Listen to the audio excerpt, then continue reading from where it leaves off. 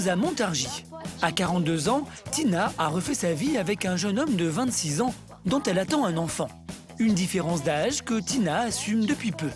Ce soir, elle présente son nouveau compagnon à ses amis d'enfance. Allez, à notre santé. Voilà. Aux vacances. Ouais. Ils sont finis. Ouais. Hein, on a encore tout le mois d'août. Quand on a la chance de pouvoir retrouver quelqu'un avec qui on se sente bien et puis qui nous redonne confiance finalement, on s'aperçoit que la vie, elle est tellement plus simple et puis du coup, ça efface tout ce qu'il y a pu y avoir dans le passé de négatif. Ça se voit qu'elle rayonne de bonheur. Elle est très très bien. Pourtant, Tina n'a pas eu le coup de foudre immédiatement pour ce jeune homme de 16 ans, son cadet. Ce sont ses 3 enfants qui ont donné le petit coup de pouce. C'est eux qui me réclamaient presque plus que elle au début. Au départ, quand il venait à la maison en simple copain, que ce soit par prétexte des enfants, il y a l'ordinateur qui est en panne, ou on fait un tiramisu, on l'invite, on se mettait sur le canapé, on avait la couette, lui il était au milieu, il y avait Sonia d'un côté, il y avait moi de l'autre, on regardait la télé, on dormait au bout de 10 minutes, sur son épaule. Et on se réveillait, il était minuit, 1h, et puis il partait. Petit à petit, il est resté dormir. Mais c'est eux qui ont été demandeurs. Hein. Tu restes dormir. Je me souviens de ça. Hein. Et tu restes dormir. Maintenant, je veux pas que tu partes. Tu restes dormir. Et à partir de là, on s'est fait confiance et on en est là aujourd'hui. La petite puce qui est en route et le mariage l'année prochaine. T'es contente d'avoir une petite sœur? Ah bah oui, enfin, parce que j'avais pas beaucoup de filles. Bon, t'as déjà un grand frère? J'avais un autre. T'avais un autre? Lui, il voulait un petit frère. C'est le seul. Maman, faut refaire un deuxième. Bah, c'est cela, oui. Tina a une histoire compliquée. Séparée de son mari, elle a dû lutter pour élever seule ses 3 enfants.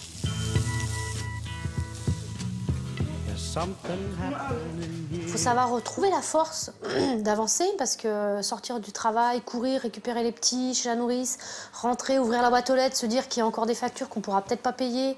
Les lettres d'huissier, j'ai eu aussi un parcours quand même assez compliqué.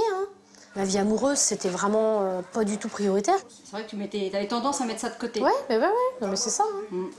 Mais plus d'une fois au téléphone, quand j'appelais mes parents au Portugal, je leur disais, mais je tiendrai pas le coup, je vais péter un plomb. Mais là, maintenant, t'as trouvé le bonheur, c'est le principal. Bah oui. C'est une partie de oui, Kiki? Et même si Jean-Baptiste semble aujourd'hui faire partie de la famille, ce n'était pas gagné d'avance. Pendant 8 ans, Tina a porté à bout de bras toute sa famille. Elle en était même venue à dormir dans le salon pour assurer ses enfants. Pendant 8 ans, je dormais sur le canapé. Et la journée, j'avais ma petite place attitrée, c'est-à-dire que je me mettais à l'extrémité là-bas. C'était ma manière à moi de veiller à mes enfants en surveillant l'extérieur. Leur nuit était complètement agitée. Saël hurlait la nuit, Sonia, elle dormait plus. Et moi, pour les rassurer, j'avais une espèce de rituel. J'allais fermer la porte à clé, je fermais les volets. Le fait de m'installer là, ça leur permettait de se dire si jamais il y a quelqu'un qui passe dans le jardin, maman, elle voit. Et en fait, quand Jean-Baptiste est arrivé dans notre vie, sans s'en rendre compte, il a pris cette place. Donc du coup, ce côté rassurant que j'avais moi en tant que maman, c'est lui qui l'a repris sans même s'en rendre compte. Elle aime pas. Non. Dès que je l'enquiquine. Allez, ma fille. Quand on vit 8 ans seule et qu'on doit apprendre à tout gérer tout le temps toute seule, finalement, on s'aperçoit qu'on laisse peu de place à un homme. Ça aille doucement, chérie. Ce que j'appréhendais, c'était les grands coups de gueule que les enfants pouvaient avoir avec lui ou lui avec les enfants. Il n'y en a jamais eu. Après, une fois qu'on s'est mis ensemble et qu'on a décidé de faire l'enfant, ça a été de se dire... Est-ce que finalement il va vraiment assumer ou est-ce qu'il est en train de me leurrer? Et puis, voyant que dans les étapes précédentes, le bilan était plutôt positif, je me suis dit, il n'y a pas de raison que ça change, quoi. Malgré ses 26 ans, Jean-Baptiste a su apporter la sécurité à toute la petite famille.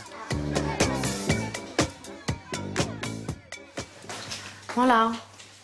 Donc là, c'est la chambre que je partage avec Jean-Baptiste. D'avoir un homme présent et d'avoir un gros nounours près de soi pour se sécuriser, c'est vrai que c'est réconfortant et c'est un soulagement parce que du coup, maintenant, je suis plus toute seule à surveiller et à guetter la sérénité de mes enfants, on est 2. Tina et Jean-Baptiste, que 16 ans séparent, vivent enfin leur amour au grand jour. À 42 ans, cet enfant inespéré est un cadeau que Tina offre à son compagnon. Généralement, quand tu mets la main, elle arrête de gigoter. Ah non, là, elle gigote. Ça doit faire 2-3 mois. que je la sens un peu plus. Ça doit faire à peine un mois que j'arrive même à entendre son battement de cœur quand je me rapproche d'elle. Et oui, forcément, les premiers mouvements de sa fille, c'est ma première en plus, c'est forcément touchant. Pour ce couple, concevoir un enfant était loin d'être gagné. La première tentative s'est soldée par une fausse couche. Et vu son âge, Tina ne pouvait plus espérer tomber enceinte.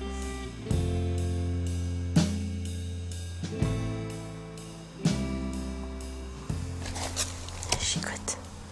Finalement, la bonne étoile a fait que ça arrivait tout de suite le cycle suivant et même la gynéco n'en revenait pas. On s'est dit, bon bah voilà, ça y est, elle est là. À partir de ce moment-là, oui, elle est là. Elle est là. On y est, elle va être présente. Il y a un petit bout qui va arriver en plus dans la famille. Faut qu'elle s'accroche. On s'y consacre, avec encore l'appréhension et de ne pas la perdre, forcément. À 42 ans, la grossesse de Tina est risquée. Mais galvanisée par l'amour, elle a bien l'intention de profiter pleinement de cette maternité inespérée. On sait qu'il y a des risques, mais on se dit, bah finalement, moi j'ai eu l'impression d'avoir à nouveau 20 ans ou 30 ans, comme quand j'étais enceinte de mes premiers. Et pourtant, le destin en a décidé autrement. Il y a 3 mois, Samir, son fils aîné, âgé de 23 ans, a contracté la tuberculose. Comme chaque jour, Tina vient lui rendre visite. Ah non, pas des guêpes. Ça va, Sam? Ça va? Ouais. T'as vu l'infirmière? Ah ouais, c'est Elle t'a bon. fait les pansements? Ouais, c'est bon. Et alors, qu'est-ce qu'elle t'a dit? Bah, elle a dit que le trou, il commençait à se reboucher au niveau des plaies et que, ouais, bah, fallait voir tout doucement, quoi. Bon, c'est le principal. Il y a quelques mois, la tuberculose, une maladie grave et contagieuse, a failli l'emporter et même aujourd'hui, Samir n'est toujours pas tiré d'affaire. Une maladie qui déboule dans leur vie en même temps que cette nouvelle grossesse. Depuis, Tina a dû mettre son bonheur entre parenthèses et tout faire pour tenter de sauver son fils aîné. Depuis 3 mois, mère et fils se serrent les coudes. En fait, quand j'ai su que j'étais enceinte, c'était juste avant d'apprendre qu'il était malade. Donc la maladie, elle a pris le dessus sur la grossesse. Et on s'est complètement focalisé sur la maladie de Samir. Elle a toujours été là. À chaque fois qu'il y avait besoin de m'emmener ou que j'étais pas bien, ouais, elle a toujours été là. Il n'y a pas... à aucun moment, je dirais, elle m'a laissé tout seul. Ou non, elle a toujours été présente. Ce que Tina ne savait pas, c'est qu'en prenant soin de son fils, elle risquait de mettre en péril sa propre vie et celle de son bébé.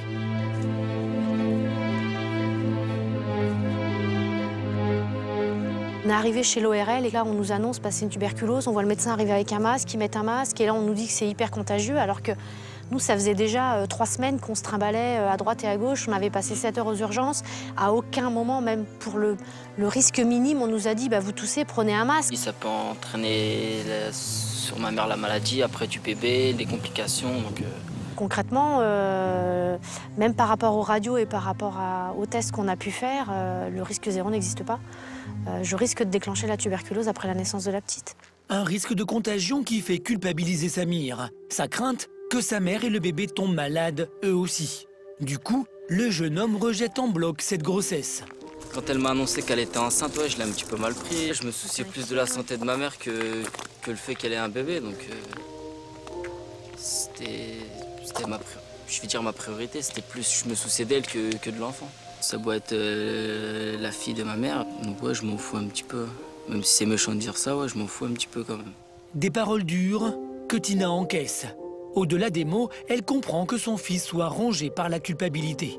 En allant à l'extrême, on risque d'y passer toutes les deux, quoi. Donc, je pense que c'est ça aussi qui inquiète Samir. Hein, de toute façon, c'est que y a tout un ensemble de choses qui font que c'est pas une grossesse sereine, finalement. Tina est désormais enceinte de 8 mois. Aujourd'hui, elle vient consulter son médecin. À 42 ans, sa grossesse tardive est à surveiller de très près. D'autant que depuis le début, les complications s'enchaînent. Oui, elle pousse, elle pousse, elle pousse. Alors vous en êtes à quel mois là? Je vais arriver dans le 8e là. D'accord. Mais j'ai lu le compte-rendu du gynécologue qui faisait état d'un diabète qui est apparu au cours de la grossesse. Voilà. Non, malheureusement, c'est aussi un des risques des grossesses tardives. Puis compte tenu du fait que votre mère est diabétique, enfin, la malchance de développer un diabète était plus importante. Et oui, 42 ans. Hein. Et concrètement, par rapport à la petite, le risque qu'elle contracte éventuellement la tuberculose, il est nul, quasi nul, ou il est présent quand même? Elle est protégée par l'utérus et la placenta, mais bon, on va voir. Ce n'est que quelques mois après la naissance que Tina saura si elle et son bébé ont contracté la tuberculose. Mais pour le moment, c'est sa tension qui préoccupe le médecin. Donc c'est vrai que... Bon, on va la prendre assise maintenant, hein, parce que... Ah oui. On la prend assise. Oula! Ah, ça fait quand même un peu beaucoup, là. Il faut se méfier, parce que c'est le dernier mois qui est le plus dangereux. Hein. C'est là qu'on va voir se développer les hypertensions et puis le risque de toxémie gravidique. Donc s'il y a des œdèmes, des maux de tête, des bourdonnements d'oreilles, une fatigue anormale, et puis des contractions, là, il faut se rendre assez rapidement à la maternité pour qu'on vérifie tout ça. D'accord. Voilà.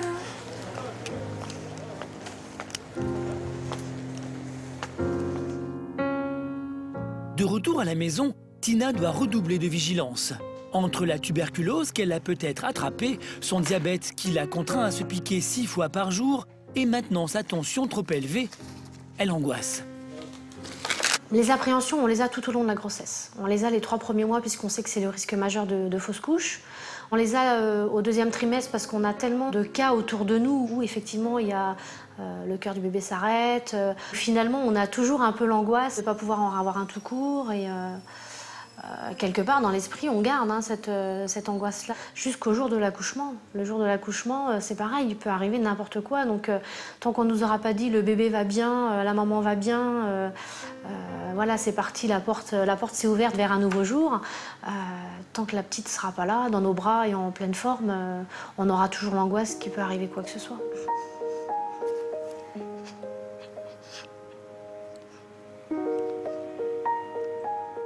On est dans le doute, de toute façon, on est toujours dans le doute parce que les médecins ont beau nous rassurer, finalement, ils n'ont jamais de certitude à 100%. Donc, on s'inquiète forcément pour la petite. On essaye de pas trop y penser, mais l'inquiétude est là, de toute façon. Tina doit tenir bon, c'est sa dernière ligne droite avant l'accouchement. Heureusement, elle peut compter sur Jean-Baptiste. C'est pour lui qu'elle a fait cet enfant. Bon ben ça y est, la chambre est quasiment toute finie. Il va y avoir plus grand chose à faire. On pourra se consacrer à l'arrivée de la petite.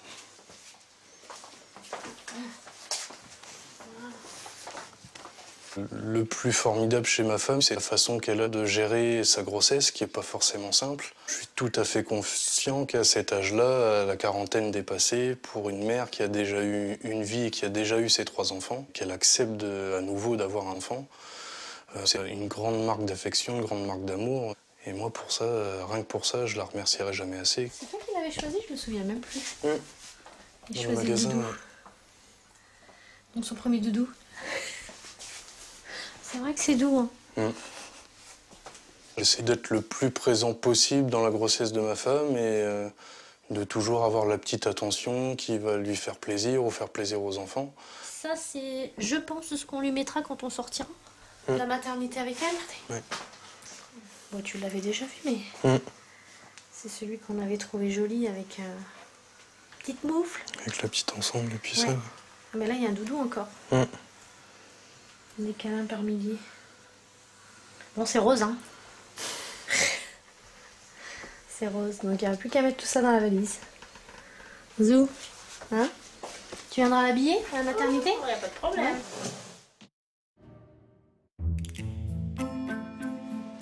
Jean-Baptiste et Tina viennent d'arriver précipitamment à la maternité de Montargis.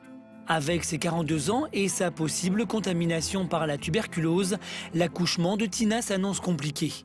Pourtant, Tina va déjouer tous les pronostics. Après 9 mois d'une grossesse difficile, elle accouche miraculeusement à terme, sans aucune complication.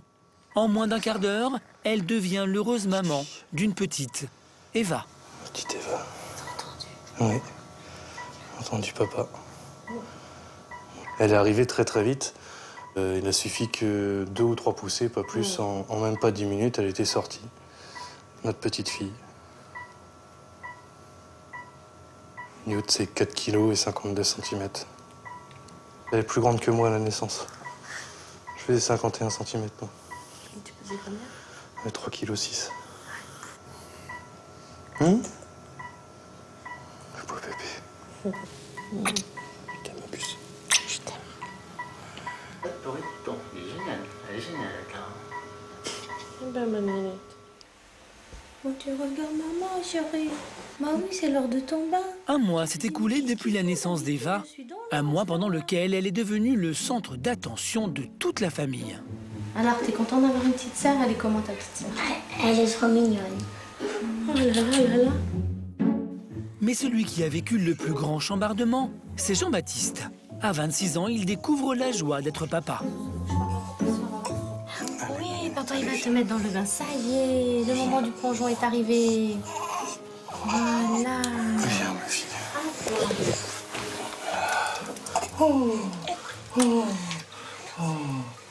Ça va mieux. C'est lui qui lui donne le bain depuis quasiment la naissance. C'est un petit moment de complicité qu'ils partagent tous les deux. Voilà, ma fille. Et cela ne s'arrête pas au bain. Jean-Baptiste se porte toujours volontaire pour changer les couches ou bien donner le biberon en pleine nuit. Et oui, d'habitude, maman, elle te met la main du body pendant que papa, il met la couche. Elle nous fait à chaque fois quelque chose de nouveau tous les jours. Un petit gazouillis, un rire. Et à chaque fois, on s'émerveille à chaque fois qu'elle ouvre la bouche, de toute façon. Donc, Forcément, quand on a fait un choix de vie à 2 ans en arrière en se disant voilà, les bébés c'est terminé et que maintenant elle est là, je me dis bah, tout compte fait, je regrette pas d'avoir changé d'avis. C'est que du bonheur. La roue a vraiment tourné très très vite. Ces 2 années, je les ai pas vues passer. Et là, on profite vraiment. C'est un bonheur complet. hein?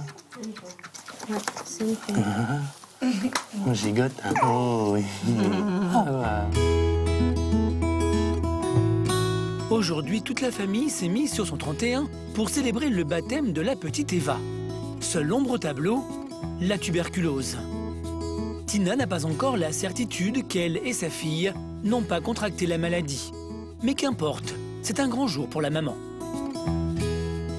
Il n'y a pas de mots pour expliquer le bonheur qu'on a quand on a réussi à avoir un petit bout à l'âge que j'ai et que tout se soit bien passé et qu'on arrive enfin au baptême. Voilà, là c'est la fin là.